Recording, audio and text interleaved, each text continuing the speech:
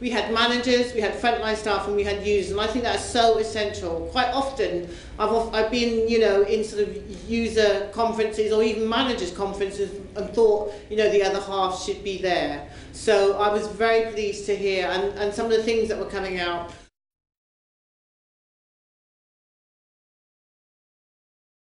In our organisation, we had a project called Person-Centred Planning that had a limited amount of funding.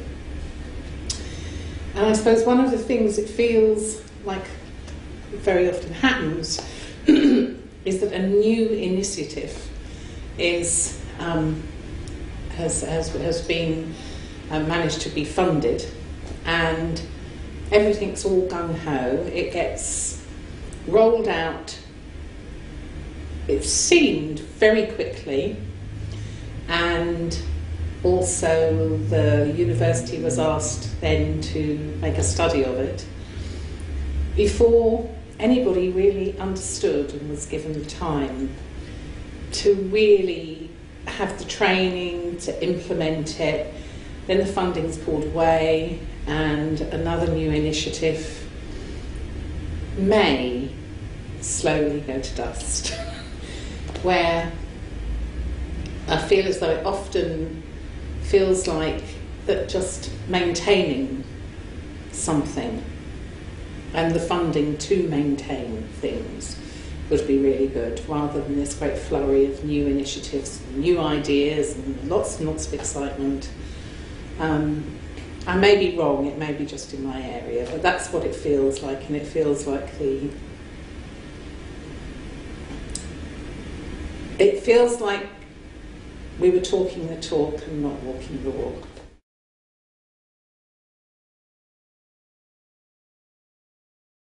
I went to a centre that I enjoyed.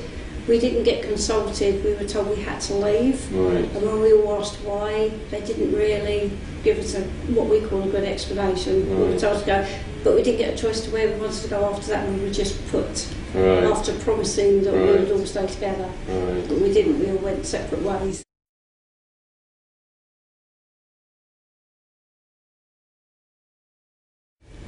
As far as the tenants are concerned, it's actually got less. In the old days, when we had a caretaker, your previous lady will tell you about a wonderful woman in what's the name again? Bishop's Court. Bishop's Court. And she helps the people. This is the proper caretaker's job. She helps organise trips and whatever. Now, I myself was a caretaker and used to do these things. That's part of the job. You help people at any time of the night or day.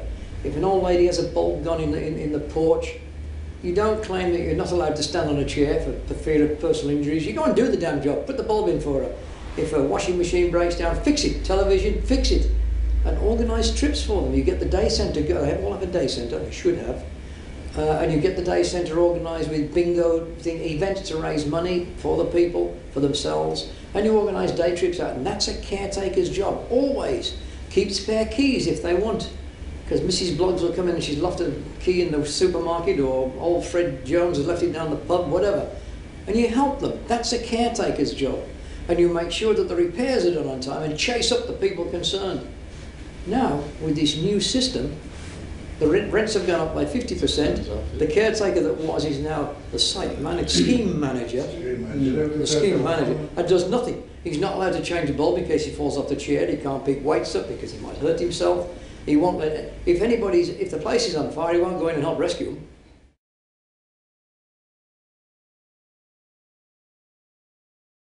Well, in my case, I'd get in the car and beetle off down the road to the mid-Norfolk, do a few hours of playing trains, laying them, fixing them, painting the wall, whatever, and then beetling back again, and then she's had a day and I've had a day, and I've done the shopping as well. Yeah.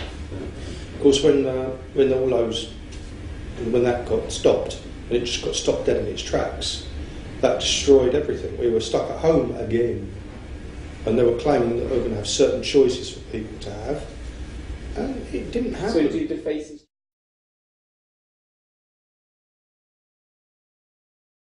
I'm going to say a few things about what our group talked about this morning, which was a group of practitioners. We focused on 3 of the findings in particular.